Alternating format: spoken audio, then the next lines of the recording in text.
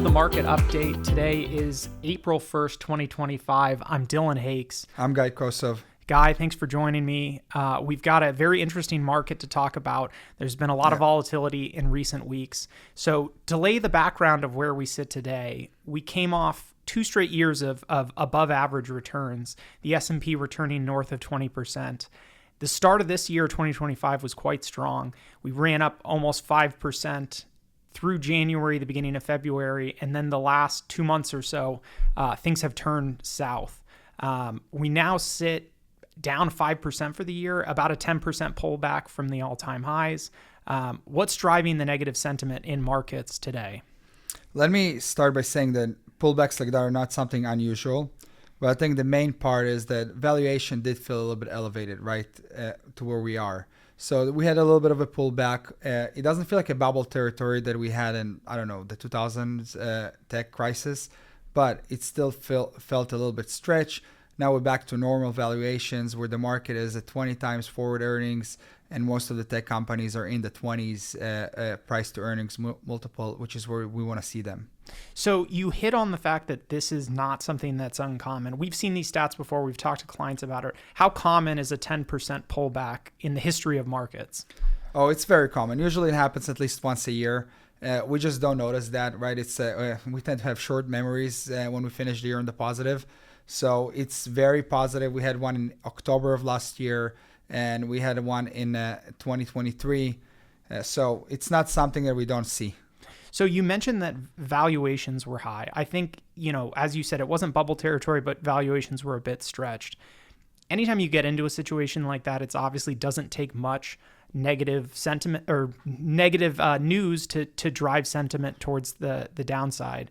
What are the drivers today that are causing, the recent upset in markets? You're 100% correct. So I think the main thing is the rhetoric, right? Like we had a lot of negative trade rhetoric or trade relations that has been floating around for a while, and it's definitely creates uncertainty around markets. We are operating in a global economy, and it's important the companies that we invest are global companies. So more uncertainty creates more fear. More fear leads to like small sell-offs like we've seen. The other part is everybody's talking about the DOGE, right? The Department of Government Efficiency, and how all this firing is going to increase unemployment on top of that on top of the inflation that will come from tariffs. So, you tie it all together, it's the perfect recipe for negative sentiment, and that's what we see right now. So talk to us about recession risk. So I think a lot of what you just hit on, obviously what's going on with Trump and tariffs, that's been talked about a lot in the news. We're supposed to learn some more tomorrow. It sort of seems to change by the day where this is headed. But then also with DOGE firings, there's some concerns about the possibility that the U.S. could be heading into recession. Do you want to talk to us a little bit about that and your thoughts on where we stand? So I think unemployment is still relatively low from historical terms, and wages are growing faster than spending and faster than inflation. So those are all positive things. We never went into a recession when unemployment was so low and when wages were still in the positive. Job openings are still robust. I think that it's important for us to understand that the government is a very small percentage in terms of the employment market when it comes to the overall economy. So those firings, yes, they're unpleasant, and they might impact some type of sentiment, but at the end of the day, it's not a crucial role in the economy that they play. The other part that I will say is that Chairman Powell had a press conference at the end of February, and he came out and he reiterated how strong the economy is. And this is actually the reason where they're waiting on cutting rates at the moment.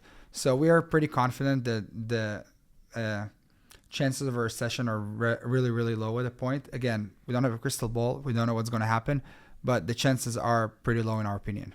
So I think, I mostly agree with that. There is some concern out there. There sort of always is a risk of a recession. One of the things that we sort of look at is not just whether a recession is likely, it's how do the odds stack up versus, other times in history and where we stand up. And I think what you're saying is, hey, compared to historically, we're not yet at an extremely elevated risk of recession today. Right. And I think there's like a few key points that we need to talk about, right? First of all, the Fed basically in a easy monetary policy situation, right? They're going to cut rates. We don't know if it's going to be once, twice, or three times, but futures market are predicting twice. When Fed cuts rates, it should stimulate the economy. It should help people borrow more money. It should stimulate a lot of other segments that are more cyclical in the economy. The other part is sentiment is so negative, and usually when sentiment is so negative, it's actually positive for stocks, which sounds counterintuitive, but it is the reality. That's when people fear the most, right? And that's when you can get the best deals and you can come in. And usually this is when the economy, when the market turns and turns positive. The other part is the seasonality. I mean, March overall is a month that is known for being a weaker month across, the entire 12 months that we have in the year. So it's also impacting the way people are thinking. All those together, when you tie them up, are the recipe for this little sell-off that we see. So you mentioned Jerome Powell. I'm going to turn you back towards the Fed and what we've going on there. So there's some concerns amongst the general public, the investing public, that we could be heading into recession. We did hear, as you mentioned, from Jerome Powell, who came out and said the economy remains strong. Inflation is still a bit above where we want it to. They've made the decision to hold tight and not yet cut rates, although they have signaled some rate cuts coming later this year. We recently just got a hotter than expected inflation report last week. There's some concerns out there that, as the economy starts to turn, if it does turn south, inflation remains high. We potentially could end up in a stagflation environment where the Fed's hands are, they're in a very difficult situation. I mean, what are your thoughts about what we're going to see the rest of the year? Do you think we're going to get rate cuts? Do you think the Fed is going to continually be put in a harder spot?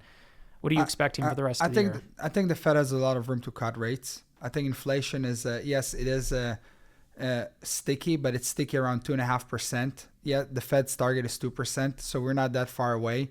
A little reminder, we were around 9% 2 years ago, so 2.5 is not that bad.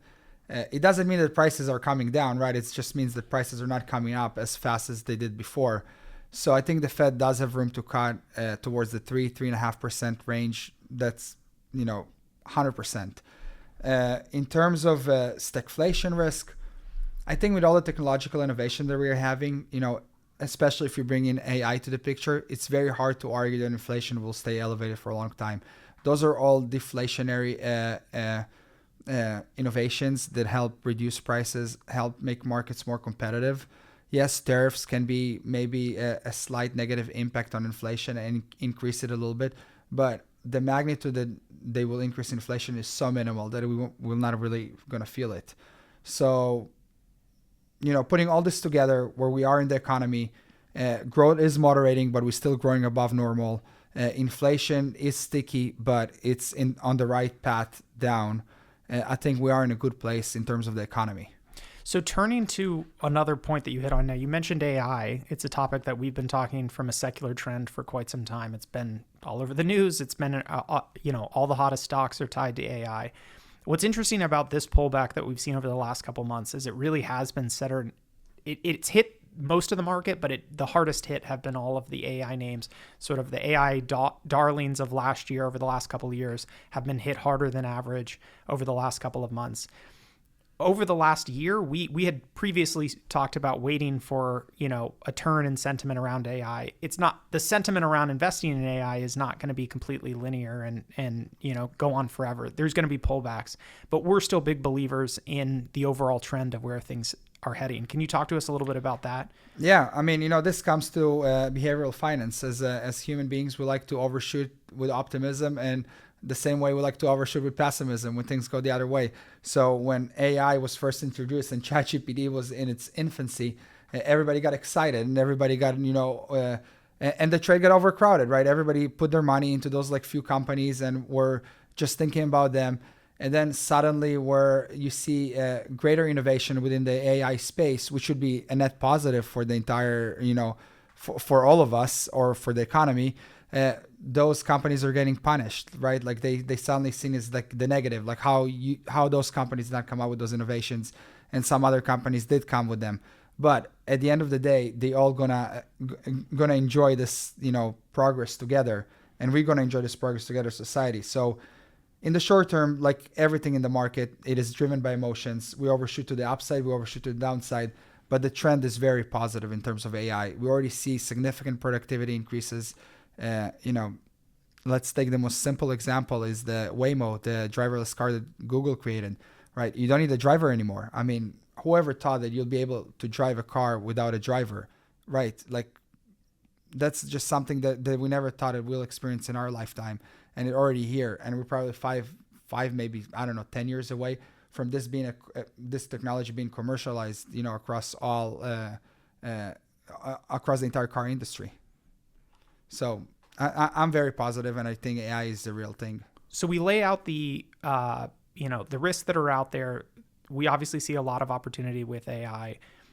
What are your recommendations for clients as far as how, either we're making adjustments in the portfolio or, what their thinking should be around, where the opportunities are?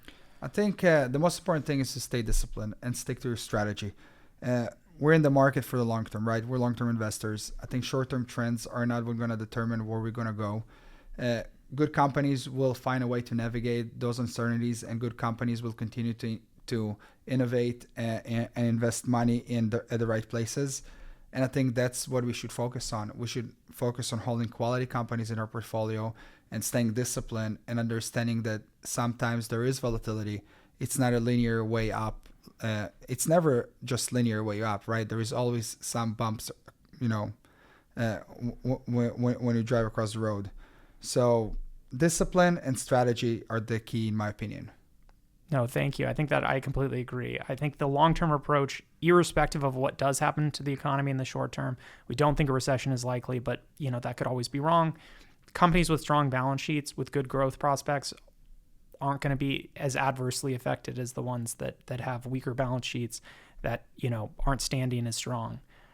Thanks everybody for joining the market update. We will see everybody next time.